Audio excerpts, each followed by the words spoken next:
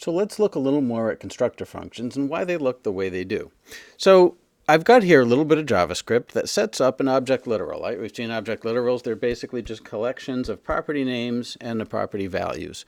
And I've got one here called person, and it has a first name and a last name, and I can log the value of that person object. And then if I want to change it, if I want to modify a value or I want to add new properties to that person object, all I have to do is go person dot property name and assign it a value.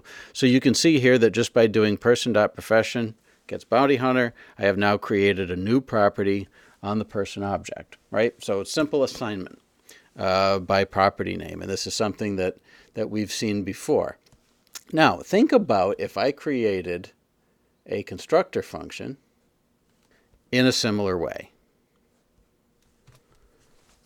Here is, I called it my no good address book entry, and it takes first name, last name, email address, address and email, and all of these are set up in this function as local variables. Right now this actually doesn't work.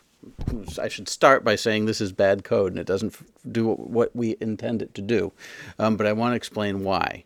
So here I have these local variables, and then I'm creating a new entry using the new keyword on my no good address book entry and passing it some values, and then I'm going to output some of those values so that we can see what it looks like. And if I hit run, you will see constructor function using variables undefined and undefined. Entry 2, as this is named, .fname and lname are undefined. Well, why is that? Think about the rules that we talked about function scope and variables that are limited to their containing function.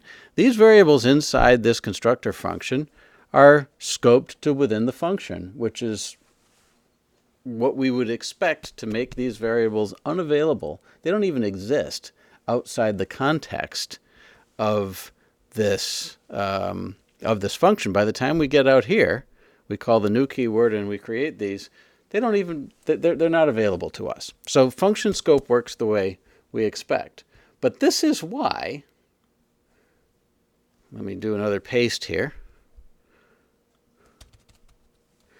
This is why in a simple address book entry that works, we use the this keyword, right? Instead of var fname, var lname, and so forth, we're using this.fname and this.lname because this represents the object that we're acting upon, just like person represented the object to which we added a property called profession. So this is why we use the this keyword when we're setting these up, and you can see entry 1 does exactly the same sort of constructor. If I go ahead and run this code, you can see that for entry 1, this worked just the way we expected to, and we get back the first name and last name. And of course, for the no good address book entry, we don't see these because they're scoped to within the object. So this is the reason for the word this, for the keyword this that's used in setting these up, because we're basically just assigning properties to the object, not variables that are scoped within it. Now, it turns out that you can mix and match these two methodologies, and let me show you what that looks like. So here we have an awesome address book entry, and it's basically the same as the last one, right? It's got all our first name, last name, address, and email, and it's got these set up using the this keyword as properties. But in this case, I've added a locally scoped variable called person role, right? And it contains the word student in this particular case. That's how it's being initialized. And then there is a method that is a property, right? An accessible property on the object called getRole that will return the person role. So if I run this code, you'll see that using both a locally scoped variable and the standard properties in my constructor function, I see first and last name that are output, as here on this line, and then role is student, which we would expect to see here, right? So the student information is encapsulated within that object that we've created, but we can't access it directly. If I were to put, entry3.student, it would say undefined. In fact, if I make an assignment, entry3.personRole. If I make an assignment to person role, and I say make it admin, for example, let's say I want to elevate my permissions from being a student to being an administrator, what we see is getRole still gives us student, because what we are accessing with getRole is a protected variable scoped to within the function. One of the things I should point out here is that we actually have created, if I do console.log entry3.person role, this is going to be property. Come on. Person role property is. And I'm going to do entry3.person role. You're going to see something interesting.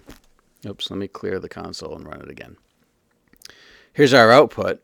Entry3.getRole continues to be student, but the person role property is admin, right? So this is kind of a little wacky thing about JavaScript objects and about constructor functions, is that these properties, these variables that are scoped inside of the object, are not accessible outside unless we provide it, something like a function like a getRole to get at them.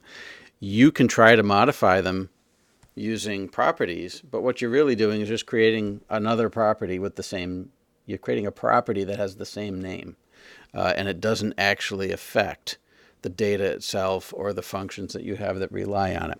So what does this mean? This means if you're creating complicated objects, you may have housekeeping functions and data that live inside the object that don't need to be exposed outside at all. They'll never be modified directly outside or even accessed in some cases outside of the object.